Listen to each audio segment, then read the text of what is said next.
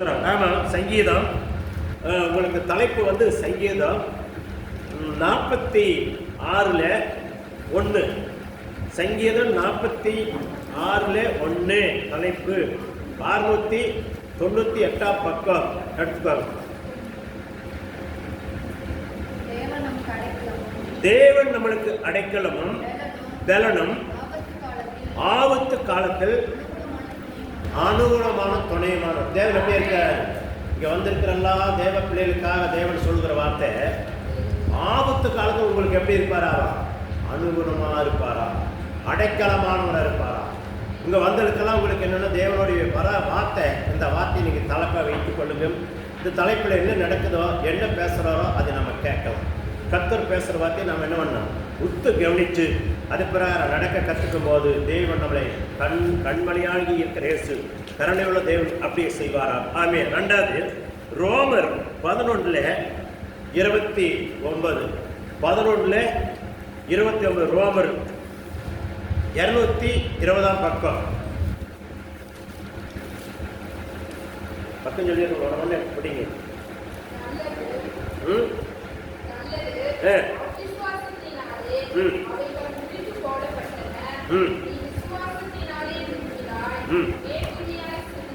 எதை படிக்கிறீங்க? ரோமர்ல 11:29. தேவனுடைய கிருபை வரங்களும் அவங்களை அழைத்த அழைப்பும் மாறாதவைகள். என்ன? தேவனுடைய கிருபை வரங்களும் உங்களை அழைத்த அழைப்புகள் மாறாதவைகள். ஆமா, ஆண்டவர் எப்படி இருக்காருன்னா, உங்களை என்ன ரோகத்தில் அழைச்சாரோ, என்ன உங்களுக்கு வரம் கொடுப்போன்னு சொல்லி முன்குறித்தாரோ அது அவரும் மாற மாட்டார். நீங்கள் நானும் மாறிக்கலாம், ஆனா கர்த்தர் மாற மாட்டார் அப்படின்னு சொல்லி வேதம் சொல்லுகிறது. அப்ப வேதத்தை நீங்க கடைப்பிடிச்சீங்கன்னா மாறாத தேவன் நம்மளோட இருந்து நம்மளுடைய காரியங்களை வாய்ப்பு செய்வார் சொல்லி இந்த வேதம் சொல்லுகிறது. ஆமா, கிருபாவரங்கள். என்ன வரங்கள்? கிருபாவரங்கள். பாருங்க, மோசையை கர்த்தர் அழைத்தாரு. அவனை கொடுத்த கிருபாவரங்கள அவன் மரணமாக வரைக்கும் அது நிற்கவில்லை, அது நடந்து கொண்டே இருந்ததுன்னு சொல்லி வேதம் சொல்லுகிறது. ஆமே, இல்லையா? அந்த கிருபாவரங்களை தேவன் கொடுத்தது என்னன்னா, கொடுத்து போட்டு அவனை 80 வருஷம் வரைக்கும் கண்டுக்கல. 80 வருஷத்துக்கு பிறகு அவர் என்ன பண்றாரு? அவனை போய் மீண்டும் இன்னும் அழைக்கிறாரு. அழைக்கும் போது எப்படி அழைக்கிறாருன்னா, ஒரு முள்செடியில அவர் தோன்றி அந்த முள்செடியில பெரிய ஒரு காட்சி என்ன கொடுக்குதுன்னா, பெரிய ஒரு அக்கினி சோலையா காட்சி கொடுக்கிறாரு. நான் இப்படித்தான் இருக்கிறேன், சாந்தம் இரக்கம் உள்ளவர தாயும் தாப்பனை போலதான் இருக்கிறேன். ஆனா நான் இருக்கிறவரு என்னுடைய சரீரம், என்னுடைய என்னுடைய உறுப்புகள் நான் இப்படித்த பெரிய ஒரு எரிமலை போலதான் இருக்குன்னு சொல்லி தேவன் வெளிப்படுத்துறாரு. ஏன்னா நான் இருக்கிற மாதிரி உங்களுக்கு காட்சி கொடுத்தா, நான் இருக்கிற மாதிரி உங்க கிட்ட வந்தா நீங்க என்ன இருக்க மாட்டீங்க, என்னமா புஷ்பமாய் போய்விடுவீங்க. நான் அப்படி வாரதில்ல. என்னுடைய ரூபத்தில் எத்தனையோ விதங்கள், என்னுடைய நாமம் எத்தனையோ நாமத்தை சொல்றீங்களோ அது போல ஒரு இன்னொரு நாமத்துல நான் வரும்போது உங்களுக்கு என்ன காட்சி கொடுக்கறது எப்படி? ஆனா நான் வாழ உங்களுக்கு கொடுக்கறது, உங்களுக்குள்ள வாழறது எப்படின்னா சாந்தமுள்ளவனா வாழ்ந்து கொண்டிருக்கிறீங்க. அல்லேலூயா. பாருங்க, மோசே எத்தனை வருஷத்துக்கு ஆகுறாரு? 80 வருஷம். அவர் எப்ப பிறக்கும் போது கண்டு கொள்ளுகிறார். எப்ப கண்டு கொள்கிறார்? 430 வருஷம் அடிமையா கிடக்கிறாங்க இஸ்ரவேல் ஜனங்கள். 6 லட்சமா இருந்தாங்க. 70 பேரை போய் 6 லட்சமா மாறி 20 லட்சமா மாறி அப்புறம் என்ன லட்சங்களா மாறிட்டாங்க. மாறும்போது அவனை யாரு அடிமையா போனானோ அந்த அடிமையா போனவனை அந்த தேசத்துக்கு அதிபதியா மாத்தினாரு, எல்லாம் பண்ணாரு. அவர் மறித்தாரு. அந்த அதிபதி மறித்துடனே அங்க இருக்கிற ஜனங்களுடைய முறுவறுப்பு, அவங்களுக்கு கீழ்ப்படியாத நிலை, அவங்களுக்கு என்ன அடிமைகளாவே போயிடுறாங்க. இல்லையா?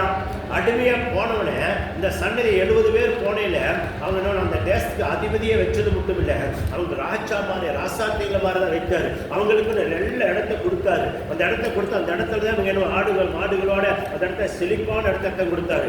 ஆனாலும் இவங்க என்ன பண்ணாங்க? அந்த அதிபதியா இருந்த மனுஷன் மறித்தாச்சு. 2வது இவங்களுடைய பக்தி குறைஞ்சிடுது. அல்லேலூயா. பாருங்க, அந்த நாட்டு ராஜா சொல்ற இன்னொரு இருக்கிற தெய்வம் பெரியதுன்னு சொல்றாங்க. அப்ப அந்த மனசன் இருக்க வரைக்கும் நல்லா நடந்தது. அந்த மனசன் செத்தோடனே அங்க இருக்கிற ஜனங்கள் என்ன கீழ்வேர்வையும் மேல்வேர்வையாலும் அவங்களுடைய என்னோட தேவனுடைய வரங்களை எல்லாம் இறந்து, தேவனுடைய தரிசனத்தை இறந்து என்ன பண்ணிட்டாங்க, அடிமைகளை போய் கொத்தடிமை ஆகிட்டாங்க இல்லையா? அப்ப அந்த கொத்தடிமையை மாத்திரக்கு தேவன் என்ன செய்யறாருன்னா ஒரு மனசனை பிறக்க செய்யறாரு. பிறக்கிற உடனே இவங்களெல்லாம் விடுதலையாக்கிறதுக்கு ஒருத்தர் வருவான்னு சொல்லி என்ன அங்க இருக்கிற அஞ்சனம் பார்க்கறது சொன்னே, அங்க இருக்கிற அந்த காலத்துல நினைச்சு எல்லா ஆண் குழந்தைகளையும் என்ன பண்ணுங்க வெட்டிக்கொள்ள சொல்லிட்டாங்க இல்லையா? அந்த ரோத்துல கொன்னா அண்ணே எல்லா வீட்லையும் கூக்குரல கேட்குது, சத்தங்களை கேட்குது, எங்க பார்த்தாலும் சத்தம், எங்க பார்த்தாலும் அழுக, எங்க பார்த்தாலும் பச்சை குழந்தை வெட்டுப்படுது, எங்க இருந்து ஆண் குழந்தைகள் எல்லாம் கொல்லப்படுது, அவ்வளோ பிரச்சனை நடக்குது. அதை பார்த்துட்டு இருந்த தேவன் என்ன பண்ணாரு, இவனை யாரை கொண்டாட வச்சு அவனோட்டிலே வளர்க்க வச்சு அவனுக்கு பேரனாக வளர்க்க வச்சு அவனை எல்லா இதையும் பண்ணி ரெண்டாவது அவனை நல்ல ஆளாகி 40 வருஷம் அவன் ஒரு சின்ன வேலை செஞ்சானே அவன் பயந்துட்டு இருப்பா. எதுக்கு? ஆண்டவர் தான் போக வைக்கிறார். எதுக்காக? நீ இங்கே இருந்தீங்கன்னா இந்த சுகத்தை அனுபவிச்சிட்டீங்கன்னா நான் எப்ப இவங்களெல்லாம் விடுதலை ஆக்கிறது, இங்களை கொண்டு என்ன வெளியிலாட்டி அப்புறம் என்ன பண்ணிட்டு வரும் 40 வருஷம் கண்டுக்கிறேன். 40 வருஷம் அவன் கொண்டு அவன் என்ன நானும் குழந்தை விட்டு கல்யாணம் வச்சு குழந்தை வீட்டோட எல்லாம் இருந்து எல்லாம் பண்ணிட்டு இருக்கிறேன். அவன் ஆட்டுக்கு முன்னாடி ஆடுகளை எப்படி நடத்துறது, ஆடுகளை மேய்க்கிறது எப்படி எல்லாம் அவங்க தெரிஞ்சு கொண்டு வந்தவர் ஆண்டவர் நினைவிட்டேன். முரட்டாடு பண்ணவங்களால போனவரை மீண்டும் ஆண்டவர் செய்யறாரு. சரி நீ முரட்டாடு பண்ணவங்களாம் போயிட்டு ஆட்டுகளால் எப்படி ஒரு ஆடு போய் ஒரு முழிச்செடியில் புதல் சிக்கினாலும் ஒரு கரடியோ ஒரு சிங்கமோ ஒரு புலியோ முடிச்சுட்டு போகாத எப்படி எல்லாம் பாதுகாத்து பராமரித்து அதை கொண்டாந்து பக்குவப்படுத்திட்டு இருக்கணும் அப்படின்னு அந்த பக்கம் தெரிஞ்சோன்னே கூட்டிட்டு வர்றாரு. மானே இன்னும் வா போது நீ இங்க இருக்கிறதுக்கு நாள் இல்லை, நீ இருக்க வேண்டியது ஆள் வேற அப்படின்னு சொல்லி கூட்டிட்டு வர்றாங்க இல்லையா? எத்தனை பிறந்தோடனே தலசா அத்தனை உடைய அங்க இருக்கிற ஆண்கள் பிள்ளைகள் எல்லாம் கொண்டானா அதே அவங்க கொல்ல சட்டம் போட்ட ஊர்லயே வந்து என்ன நடக்குது 80 வருஷம் கழிச்சு எத்தனை பேர்த்த கொல்ல சொல்லியோ, எத்தனை ஆண் குழந்தை கொல்ல சொல்லியோ, அத்தனை ஆண் குழந்தையிலே உன்னுடைய தலைச்சமயம் பிள்ளை உன்னுடைய சன்னதிக்கு சேர்ந்தது, உனக்கு யாரெல்லாம் சாலர போட்டாங்களோ அவங்க வீட்டுல எல்லாருடைய தலைச்சம் பிள்ளைய கொள்ளி வச்சு ஆண்டவர் சொன்னார் கொல்ல வைக்க இல்லையா? அந்த பார்மன் கொன்ன அந்த வழி அன்னைக்கு தெரியல, 80 வருஷம் கழிச்சு அவனுக்கு தெரியுது. அவனுடைய குழந்தை சாகும் போது, அவனுடைய வகையால குழந்தை சாகும் போது அவனுக்கு தெரியுது நாம் எத்தனை பேர் கண்ணீரை காங்க வச்சோம், எத்தனை பேர் பிரச்சனை காங்க வச்சோம். இன்னைக்கு பாருங்க அதை அடிமையை கரெக்டா பாருங்க எப்படியெல்லாம் செய்து ஆண்டவர் காரியத்தை கட்சியது வாக்கி செய்து அவரை வர வைத்து அவன் கண்டு முன்னாடியே பாரு இவன் பிறக்கிற போது எத்தனை பேர்த்த பண்ணியா அவன் வந்து இன்னைக்கு என்ன பண்ற உன்னுடைய சன்னதியில மட்டும் இல்லை உனக்கோட ஜாலா பாட்டி அத்தனை பேரு என்ன பண்றாங்க எல்லா ரூட்லயுமே தலைச்சமைப்புல ஆடு மாடுகள் இருந்து மனசுறது மட்டும் இல்லை ஆடு மாடுகளும் தலைச்சமை பிள்ளைகள் பண்றாங்க இல்லையா? பார்த்தீங்களா? என்ன விதைக்கிறவோ அது முளைச்சு. அதுக்கு தான் சொல்றது நீங்க என்ன விதைக்கிறீங்க, எப்படி பேசுறீங்க, எப்படி நடந்துக்கிறீங்க, எப்படி வாழ்றதுன்னு சொல்லி குழுவத்தில் எப்படி பண்றீங்க, அது எத்தனை நாள் ஆனாலும் அது முளைச்சேத்து. அதனாலதான் ஆண்டவர் சொன்னாரு ஒரு தலைமுறை 2 தலைமுறை இல்லை 3 தலைமுறை இல்லை 7 தலைமுறைக்கு நான் விசாரிப்பேங்கிற அல்லையா? அது விசாரிக்கிறதுக்குள்ள நம்ம மனம் தழுவ வேண்டியது நம்மளுடைய வேலை அல்லையா? அதனால சில வீட்டுல சாபம் இருக்கு, அந்த சாபத்தை விவசாயம் பண்ணாத வீட்டுல நீங்க பொண்ணு எடுத்தாலும் பிரச்சனை, அவங்க உறவு கொண்டானாலும் பிரச்சனை, இதெல்லாம் நிறைய இருக்கு. அதை நீங்க அவங்க நமஸ்காரம் பண்ணாத வீட்டுல பார்த்து நடந்துக்கணும், பார்த்து நடக்கணும். அதனாலதான் நீங்க அன்னைய வீட்டுல போய் பொண்ணு எடுக்கன்னு சொன்னாரு. அன்னைய வீட்டுல உங்க உருவாடுறதை நிறுத்துங்கிறார் ஆண்டவர் அல்லையா? கத்திரிக்கெல்லாம் நம்ம ரொம்ப ஜாக்கிரதையா இருப்போம். ஆண்டவருடைய வார்த்தை ஒரு நாளும் பொய்யாக கத்திற்கு மகிமை உண்டாட்டு பாருங்க. அப்ப மோசை போனோன்னு என்ன நடக்குதுன்னா அங்க போய் எல்லாம் சொல்லி பார்க்கறா கேட்கல. அப்ப என்ன பண்றாரு எல்லாரும் என்ன பண்ணுங்க அங்க இருக்கிற இஸ்ரேல் ஜனங்கள் எல்லாம் கூப்பிட்டு நீங்க 20 லட்சம் பேர் இருக்கிறாங்கன்னா அண்ணு பார்த்தாங்க. ஒருத்தரை பார்த்தாங்க. யாத்திராவில் 12 யாத்திராவில் 12 நீங்க அங்க படிச்சீங்கன்னா ஒரு 6-7 வரைக்கும் படிச்சீங்கன்னா 17 வரைக்கும் நீங்க படிச்சீங்கன்னா நல்லா வரும். நீங்க சும்மா பார்த்துக்கோங்க. நான் கதையை அப்படியே சொல்லிடுறேன். ஏன்னா டைம் இல்லாத வேற வசனம் வேற வருது. அதை கதையை கொஞ்சம் சொல்லி போட்டு நான் வேற போப்பார் வேற கத்திரக்கு சோத்துறான். அப்ப அதுல பாருங்க மோசை சொல்லி கொடுக்குறேன். எல்லாரும் ஒரு ஆடு என்ன வேணுங்க 7வது ஆட்டுக்குட்டி என்ன வேணுங்க கடாயா இருப்பானு. அது வந்து என்ன ஒரு வருஷம் கடை குட்டியா இருப்பானு. அப்படித்தான் திருந்திருக்கும். இளங்குட்டியா இருக்கணும், கெட்டுக்குட்டி ஆகாது. நம்பாம என்ன பண்ணக்கூடாது, குழந்தை குட்டியாக இருக்கக்கூடாது சொல்லி கொடுக்குறாரு. அதை பிடிச்சு என்ன பண்ணணும் படி செலுத்தோடு பலி செலுத்தி அதை என்னோட ஒருத்தக்கிட்ட இல்லாமல் இருந்தா அவனோட நீ நேர்ந்து கலந்து அவனுக்கு அந்த ரத்தத்தை கொஞ்சம் கொடுத்துரு. அந்த ஆட்டுக்குட்டி அறுக்கும் போது அந்த ஆட்டுக்குட்டியோட அதனுடைய மாம்சத்தை என்னைக்கு கலந்து அதை ஒரு இது கூட வெளிப்பட்டாலும் பார்த்துக்கொள்ள சொல்லி அதுக்கு ஆலோசனை நிறைய கொடுத்து கத்துட்டு சோதரம். அதே பிரகாரம் செய்த போது அந்த ரத்த இதுகள் அடைஞ்ச ரத்த கால பூசி விட்டாங்க. அந்த பூசல் வருவத இன்னைக்கு நைட்டு சங்கார போதும் வருவேன். எந்தெந்த வீட்டுல அந்த ரத்தத்தை பூசப்பட்டிருக்கோ அந்த வீட்டுலாம் என்ன சாவு இல்லை, எந்தெந்த வீட்டுல அந்த ரத்தம் இல்லையோ அத்தனை வீட்டுல சாவு உழுகும்னு சொல்லி ஆண்டவர் பேசிட்டு தெளிவா. அப்பதான் மோசை அதே மாதிரி நடக்கும் போது நான் பிறக்கும் போது இதெல்லாம் நடந்தது, இதெல்லாம் நடந்த சரித்திரம் அவன் மோசைக்கு தெரியாது, நடந்த பிறகு மோசைக்கு தெரியாது. ஆனால் சரித்திரம் எழுதப்பட்டிருக்கு. அல்லேலூயா, புரிஞ்சுக்குவாங்க.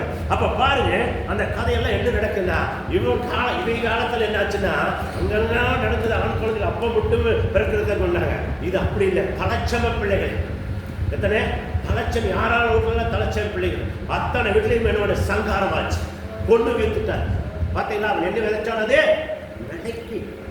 ஆமே, அதே மாதிரிதே ஆண்டவராக இயேசு கிறிஸ்து எப்படி வந்தாரு, கன்னிஸ்வரத்தில் பிறந்து அவர் என்ன எந்த பாவம் செய்யாத என் தேவாட்டுக்குட்டி ஆனவராக இயேசு என்ன செஞ்சாரு, வந்து 33 வருஷத்துல அவர் என்ன பண்றாரு, பாவம் அறியாத தேவாட்டுக்குட்டி நம்மளுக்கு பலியாகிற வயசாகவும் போகாதபடி இளம் வயசுலேயே மறிக்காதபடி என்ன தரத்தில் இதாகிறாரு. இதெல்லாம் புரியணும். இதெல்லாம் வந்து இது பெரிய ஒரு சர்டிஃபிகேட். இதெல்லாம் நான் உங்களுக்கு அதை தானாக ஒரு நாள் கேள்வி சொல்றேன். இப்போ நான் ரிஸ்க் அதுக்கு போனதுனால அதை கொஞ்சம் தொட்டு காட்டிட்டு போறேன். அல்லையா, இது ஒரு நாளைக்கு நான் சர்டிஃபிகேட் பெருசு உங்களுக்கு ஆழமான சத்தியம் அதுக்கு போகும்போது பேசிக்கலாம். சரி, அப்ப கிருபாவரங்கள் எப்படி கிடைச்சது? அவன் கிருபாவரங்கள் இருந்ததுனால அவன் மரணம் வர வரைக்கும் அவனை விட்டு அந்த கிருபாவரங்கள் மறவில்லை. அது பாருங்க, நம்ம மரணம் பாருங்க, அவன் மரணம் ஆகி கூட அந்த சரீரத்தையும் கூட சாத்தா அவர் சொந்த கொண்டாடும் போது கூட தொடக்கூடாத அளவுக்கு கண்டித்து கொள்ளுகிறார். இல்லையா, புரியுதுங்களா? நீங்க அந்த மாதிரி இருந்தா உங்க சரீரத்தை ஒருத்தர் தொடரக்கூட மாட்டார் ஆண்டவர். தெரியுதுங்களா? மரணமாக வரைக்கும் அந்த மோசைக்கு எத்தனை பேர் கல்லறிப்பட பார்த்தாங்க, எத்தனை பிரச்சனை பார்த்தாங்க. ஒரு நாளும் அவன் உயிரோடு இருந்தாலும் யாரும் கை போட முடியல. எத்தனை வருஷம்? 120 வருஷம். அல்லேலூயா, பக்தர் கொஞ்சம் மனகுடி ஓதுங்க. அல்லேலூயா, கர்த்தர் மகிமை உண்டாட்டு. ஆமே. அப்ப பாருங்க எத்தனை வருஷம்? 120 வருஷம் மேல யாரும் என்ன பண்ணல, கையை போட முடியல. கல்லறி பார்த்தாங்க, என்னென்ன பண்ண பார்த்தாங்க, ஏவோட மட்டும் பண்ண முடியல. நீங்க அதே போல அந்த கிருபாவரங்கள் உங்களுக்கு இருந்தா நீங்க ஜீவனுள்ள நாளெல்லாம் சத்துருவானம் உங்களை ஒரு நாள் மேற்கொள்வது இல்லை, மேற்கொண்டு அவர் வழி நடத்த போறதும் இல்லை, அவர் வழி நடத்த முடியாது. அதுக்கு தான் உங்களை வீட்டு ஜபங்களால வச்சு நீங்க ஜெபிக்க தொடர்ந்து மாசமான வீட்டுக்கு எதுக்காக வருகிறதுனா சத்துரு ஏதோ ஒரு வடத்துல வீட்டுல குடிகொண்டுருவான். அதனால பரிசுத்தவான ஊழியக்காரன் வரும்போது அவன் ஓடிடுவான்.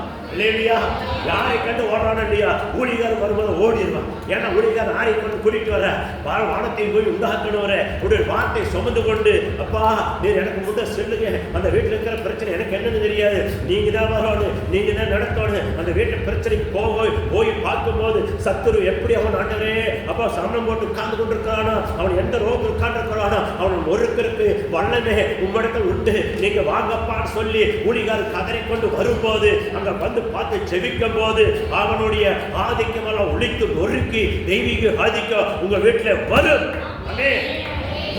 அந்த காரியம் செய்யுது. எதுக்காக வீட்டு ஜபம் வைக்கிறது, வீட்டுக்கு எதுக்காக வர்றதுன்னா இதெல்லாம் நிறைய புரிஞ்சுக்கணும். வீட்டு ஜபம் கூப்பிடணும்னாவே நீங்க என்னமோ அந்த கஷ்டமாக நினைக்கிறீங்க. எனக்கு நஷ்டம் இல்லை, உங்களுக்கு தான் நஷ்டம். அதனால நான் சொல்லித்தாரு வீட்டு ஜபத்தை கண்டிச்சுனா நீங்க கூப்பிடணும்னு சொல்லி கொடுக்குறது. ஆமே இல்லையா? இது வரைக்கும் பாருங்க எத்தனை பாருங்க லட்சக்கணக்கில் ஆத்து மக்கள் வைக்கிறீங்க. அதே மாதிரி மாசமானோம் வீட்டு ஜபத்தை கண்டிச்சுனா போயிடணும். அதாவது ஆளுக்கு குறிச்சுட்டு போயிட்டே இருக்கிறேன். ஏன்னா வீட்டு ஜபம் கண்டிச்சு தேவை. புரியுதுங்களா? அது ஒரு ரகசியம் நிறைய இருக்குது. ஆமே. ரெண்டாவது பாருங்க, மார்க்கு 3:13 படிக்கிற. மார்க்கு 3:13 கிருபாவரங்களை பற்றி பேசுறதே அப்படியே வரலாமே. மார்க்கு 3:13 பக்கம் 51 பக்கம் புதிய ஏற்பாடு பாருங்க. பின்பு அவர் மலைகள் மேல ஏறி பாருங்க அவங்க சித்தமானவரை தம்மிடத்தில் வரவைத்து அவரிடத்துக்கு வந்தார்கள். சித்தமானவர்கள். உங்களால ஏன் உங்களுக்கு சித்தம் இருக்கிறதுனால நீங்க வந்திருக்கீங்க. பாருங்க எவ்வளவு சொட்டை கிடக்குது. ஏன் வராது இருக்கிறாங்க? ஏன்னா அவங்க சித்தமான நிறைய பேர் என்ன பண்ணல, தெய்வனுடைய கண்கள் இருதய கண் திறக்கப்படவில்லை. திறக்கப்படாத இதை வர முடியாது. கண்கள் திறக்கப்பட்டானா அவங்க என்ன செஞ்சாலும் நிற்க மாட்டாங்க. ஞாயிற்றுக்கிழமையா இன்னைக்கு நான் தேவாலயத்துக்கு போவேன், எத்தனை கோடி ரூபா வந்தாலும் சரி நான் தேவாலயத்தில் தான் இருப்பேன், தேவாலயத்தில் தேவனுடைய வார்த்தை கேட்பேன், அதுல இருந்து நான் விடுதலையில வருவேன், நான் விடுதலையை பெற்றுக்கொண்டது அது பிறகு நடப்பேன் அப்படி வரும். இல்லையா இல்லையா? கண்ணை மூடக்கூடாது, என்னைத்தான் பார்க்கணும். கண்ணை நீங்க உங்களுக்கு ஜாமான சொல்லுங்களேன், ஜாமான சொல்லும்போது கண்ணை முடிக்கும். இல்லையா? அப்ப என்ன பண்ணணும்? அப்படி செய்யும்போது கர்த்தர் உங்களை ஆசீர்வதிப்பார். ஆமே. ரெண்டாவது பாருங்க, யாக்கோபு 1:20 பக்கம் 313 பக்கம். யாக்கோபுல 1:20 சீக்கிரம் எடுங்க. நிறைய மனுஷனுடைய கோபம் தேவனுடைய நீதியை எடுக்கப்படாது. பாத்தீங்களா? நீங்க கோபத்தை கொண்டாதீங்கன்னா உங்களுக்கு என்ன பண்ணாங்க? தேவனுடைய ஆசீர்வாதத்தை இறந்து கோபத்தை முதல்ல தூக்கி அக்கறை வச்சிருக்கு. கோபம் நல்லது கிடையாது, பொறாமைப்படுறது நல்லது கிடையாது, எரிச்சல் படுகிறது நல்லது கிடையாது. நல்லா இருந்தேன்னு தேவனுடைய ஆசீர்வாதத்தை உங்களுக்கு கிடைக்க வேண்டியது என்ன பண்ணாது? அலங்காம தூக்காக கொண்டு போய் அவ்வளவு மோசமானது கோபம், எரிச்சல் அவ்வளவு மோசமானது, பலவள சிந்தைகள் அவ்வளவு மோசமானது. அப்ப அந்த மாதிரி பலவள சிந்தைக்கெல்லாம் நீங்க இடம் கொடுக்காதபடி, நீங்க என்ன செய்ய கோபத்தை உண்டாக்காதபடி நீங்க எப்படி இருக்கிறோன்னு பார்க்கணும். இல்லையா? எப்படி வாழ்கிறோன்னு பார்க்கணும். ஒரு குடும்பத்திலே ஆண்கள் பெண்கள் எப்படி இருக்கணும்னு சொல்லி பார்க்கணும். ஒரு தாய் தகத்தில் இருக்கிற தாய் உடைய இதில் இருக்கிற தாய் தானத்துல தான் இருக்கும். அந்த தானத்தை விட்டு நீங்க எங்கத்து போனீங்கன்னா உங்களுக்கு பிசாசு உங்களை வந்து அழகாம அண்ண தட்டி உங்களுக்கு கொண்டு போடுவான். இல்லையா? தாய் எப்படி இருக்கணும் அந்த தானத்துல தான் இருக்கணும். நாம நினைக்கிற தாய் தானத்தை விட்டுட்டு போட்டு மாறி போனோம்னா அது தத்துருவான உங்களை அழகா நைஸா கொண்டுட்டு போயிட்டு இருக்காங்க. அதுக்கு இடம் கொடுக்கக்கூடாது. இல்லையா? ஒரு பெண்ணு வந்து 15 வருஷம், ஒரு ஆண் வந்து ஒரு 50 வருஷம் வந்தாலும் அவனுக்கு என்ன வயசுக்கு அதுக்கு சம்மதம் இல்லை. அதே சமயத்தில் ஒரு பெண்ணு வந்து 60 இருந்து ஆண் வந்து ஒரு 25-30 வருஷத்துல இருந்துன்னா அது வந்து ஆண்டவரே கேட்கிறார், வயசுக்கு ஒரு வயசுல ஒரு நாள் குறைவா இருக்கும்னு சொல்றாரு. இல்லையா? நிறைய சத்தியத்தில் நிறைய விஷயங்கள் இப்போ நம்மளாம் ஜாக்கிரதையா இருக்க வேண்டியது நிறைய இருக்கு. ஆமே. ஆமாம். எந்த காரணத்திலையும் யாரும் என்ன செய்யக்கூடாது, ஏமாந்துடக்கூடாது. சத்தியம் எப்படின்னு பார்த்துக்கணும். கர்த்தருக்கு மகிமை. சரி, இப்போ என்ன படித்தோம் பார்த்தோம். ரெண்டாவது அடுத்தது அதே மார்க்கில் 7:20 அப்படியே பார்த்தது 3:20 இது 7:20 பார்க்க போகிறோம். சரியா? பக்கம் வந்து 58 பக்கம் எடுங்க. 7:20 மனசனுக்குள்ள இருந்து புறப்படுகிறது மனசனே தீட்டுப்படுத்து. பார்த்தீங்களா? உங்களுக்குள்ள புறப்படுற வார்த்தையெல்லாம் என்ன தீட்டுப்படுத்துற ஜாக்கிரதையா இருக்கும். நீங்க சாப்பிடுறது எல்லாமே கீழே வந்து அது கழிவு நேர போறது, அது தீட்டுப்படுத்தாது. நீங்க வார்த்தை கொண்டாடுறீங்களா அந்த வார்த்தை உங்களை தீட்டுப்படுத்து, அது நம்ம ஜாக்கிரதையா இருக்கும். ஆமே. வார்த்தை தான் முக்கியம். சரி, அதுல 21 படிங்க. எப்படி என்ன மனசனுடைய இருதயத்துக்குள் இருந்து கொள்ளாத சிந்தனைகளும் விபச்சாரங்களும் வேசித்தனங்களும் கொலைபாதங்களும் பாத்தீங்களா என்ன வருதுங்க? இதெல்லாம் வருதான் சிந்தனையில. நம்ம என்னென்ன சிந்திக்கிறோமோ அது சிந்திக்கிற தானாகவே வருது. தானாக சிந்திக்கும், தானாக நம்மளை தீட்டுப்படும், தானாக நம்மளை பாதாளம் பண்ணுவாங்க. எல்லா வழியும் தேடும். வயசுக்கு அதுக்கு சம்மதமே இல்லை. பெண்கள் அதே மாதிரி தான், ஆண்களும் அதே மாதிரி தான். வயசுக்கு அதுக்கு சம்மதமே இல்லை. ஜாக்கிரதையா இருக்கும். ஜாக்கிரதை கட்டு விட்டுட்டு கூட போச்சு. சரி, அதில் 21 படிச்சீங்க. 22 படிங்க. களவுகளும் பொருளாசைகளும் என்ன துஷ்டத்தனங்களும் கபடும் காம விகாரமும் என்ன வன்கண்ணுமும் தோசனமும் பெருமையும் மதிகேடும் போறப்படுவது என்னென்ன வரும்? எல்லாமே வரும். எதுக்காக வருதுன்னா நம்மளை பாதாளத்து படை சேர்க்க. இதெல்லாம் நம்ம சாக்கிரே இருக்கணும். மனசை பாடும் போது பெருமை வந்ததுனால நீங்க யாரோ வேற ஒருத்தர் பிள்ளைன்னு முடிவு பண்ணிக்கணும். இல்லையா? பெருமை எப்பெல்லாம் வருது நம்ம அப்ப சாக்கிரதை ஆயிக்கணும். பெருமையிலிருந்து நம்ம விடுதலையா இருக்க என்ன மொழியோ அதை நம்ம தேடிக்கணும். ஆமே. பெருமை வந்துன்னா நம்ம ஜாக்கிரதையா இருக்கணும். வேத்தை நீங்க அதிகமா படிக்கணும். ஒரு கண்ணாடியில போய் உங்களுடைய வாழ்க்கையை பார்த்து பார்த்தீங்கன்னா உங்களுடைய சரீரத்தில் என்னென்ன பிரச்சனை தெரியும் சொல்லியிருக்கிறேன். அதே மாதிரி வேத்தை படிச்சீங்கன்னா வேத்தலையும் உங்களுக்கு காட்டி கொடுத்துரு. பெருமையானது எந்த இடத்துக்கு பெருமை கொண்டு வந்துடக்கூடாது. ஆமா, நமக்கு முன்னே பேசி ஜெயிச்சுக்கோன்னு சொல்லி நினைச்சீங்கன்னா அது ஒரு பெருமை தான். இல்லையா? நாம இதை செய்யணும், அது ஒரு பெருமைதான்.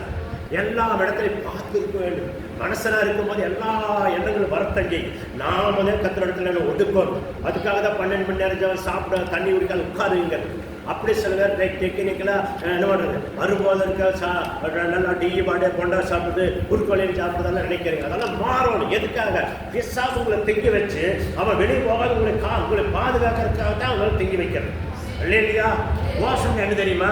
அப்படி உபவாசம் போனதான் அந்த சரீரத்தை ஒடுக்கும் போது இங்க வேலையில ஓடுவா. இந்த ஜாதி பிரசாத் எதுனால போவே?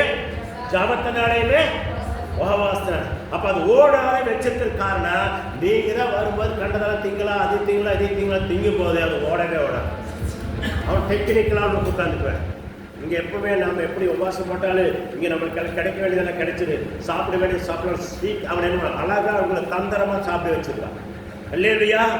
அதெல்லாம் பார்க்கணும், ஜபம் பண்ணணும், கண்டிஷனா வந்து ஜெயிக்கணும். ஜபத்தில் உட்கார்ந்தீங்கன்னா தான் ஜெயிக்க முடியும். கர்த்தருக்கு மகிமை. சரி, அதுல 25 படிக்கிறதுல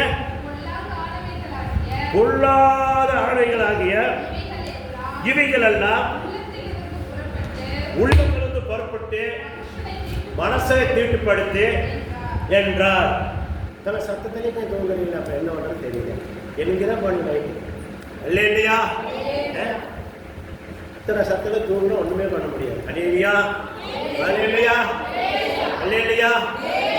ஆமா, எல்லாம் புறப்பட்டு வந்து மனசன் பண்ணுங்க, தீட்டுப்படுத்து. அப்ப அது தீட்டுப்படுத்த நம்ம வெளியே வரோம்னா நம்மளை படைத்த தேவனிடத்துல நம்ம எப்படி இருக்கிறோமோ அப்படித்தான் அந்த தீட்டுக்கு நம்ம விடுதலையாகும். ஆமே. அப்ப விடுதலையாக என்ன செய்யணும்? கர்த்தருக்கு மகிமை. ஏன் விடுதலையை என்ன செய்யணும்? உபவாசம் போடணும், சாப்பிடுறத குறைக்கணும். ஆமே. தண்ணியே குடிக்காத ஏற்பாடு வைக்கணும். ஒரு மனுஷன் தண்ணி குடிக்காத 14 நாள் உசுரோட இருக்கான். சாப்பிடாத இருந்தா, தண்ணி குடிச்சு சாப்பிடாத இருந்தா 80 நாளைக்கு இருக்கான். அப்ப தண்ணி குடிக்காத 14 நாளைக்கு இருக்கலாம்னா நீங்க எத்தனை 12 மணி நேரம் தான் இருக்க சொல்றேன். 14 நாள் இருக்குல்ல, அப்பவும் எத்தனை 12 மணி நேரம் போயிட்டுனா அப்புறம் எத்தனை மணி நேரம் இருக்குது? ஒரு நாளைக்கு நைட்டு நாளைக்கு 24 மணி நேரம் ஆனால் தான் ஒரு நாள். நான் அதுக்கு பாதிக்கான வச்சு கொடுக்குறேன். உங்களுக்கு பாதி தான் உட்கார சொல்றேன். எலிக்கலாளுக்கெல்லாம் சிக்கவே மாட்டேங்கிறாங்க. எலிக்கலாள் இருக்குது அப்போ பெரிய காரியம் உடுத்துன்னு அர்த்தம். சிக்கலின்னு இழிக்காத இல்லையா? நீ எல்லாம் உட்காரோடு வந்து ஆமா அது ஓடு. மொத்தம் நம்ம அந்த ரகசியங்களெல்லாம் கர்த்தருடைய வார்த்தை புரிஞ்சுக்கலாம்.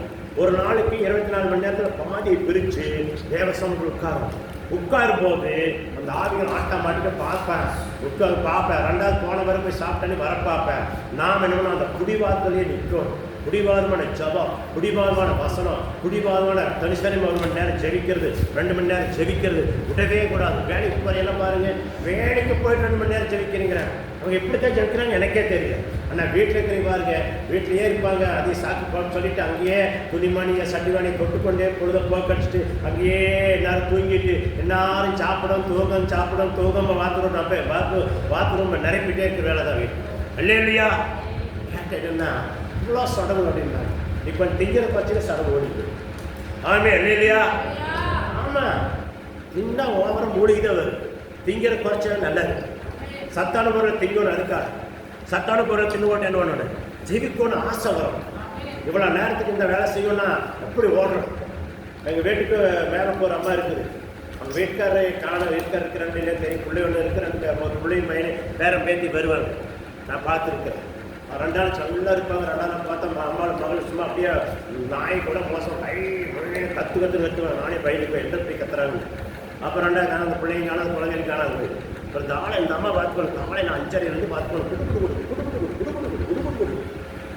முன்னரே ஒடியான்னு சொல்லி அம்மா இந்த நாடகத்தில் சிரிப்பருக்கு போடுவாங்க. அது மாதிரி ஸ்பீடு பார்த்துக்கோங்க. அந்த ஓடு குளிக்கிறது ஓடு, அங்கே ஓடு இங்கே ஓடு.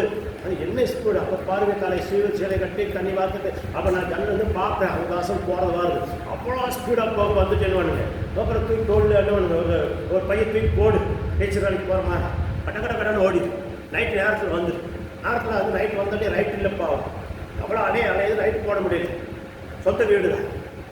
இந்த காலத்தில் ரைட்டு தான் வீடு. அந்த அம்மா வீடு அவ்வளோ கஷ்டப்படுது. நான் நினைப்பேன், பாவம் எவ்வளோ கஷ்டப்படுது. பிள்ளைங்கள்லாம் வருது, சண்டை போட்டுக்குது, இவ்வளோ பாடுபடுது. பாவம் எவ்வளோ ஸ்பீடாக ஓடுது, ஒடியாடுது. இந்த மாதிரி ஓடுற பிள்ளைகளை தான் நம்மளுக்கு ஆண்டவர் தேர்ந்தெடுப்பாரு. இதெல்லாம் கத்தர் அதுக்கிட்ட எப்படி இருக்கு அப்படின்னு சொல்லி நான் ஆசையை நினைப்பேன். இல்லை இல்லையா? இப்படி ஓடுற மக்கள் நம்மளுக்கு தேவை. இப்படி ஓடுறத பார்த்தா நம்ம ஆசையாக இருக்கும். கத்தருக்கு மகிமை உண்டு. சரி, ரெண்டாவது ஒரு வசனம் படிக்கலாமே. கத்தருக்கு மகிமை உண்டாக. ஆமாம், ஸ்தோத்திரம். எபிராயர் 9:22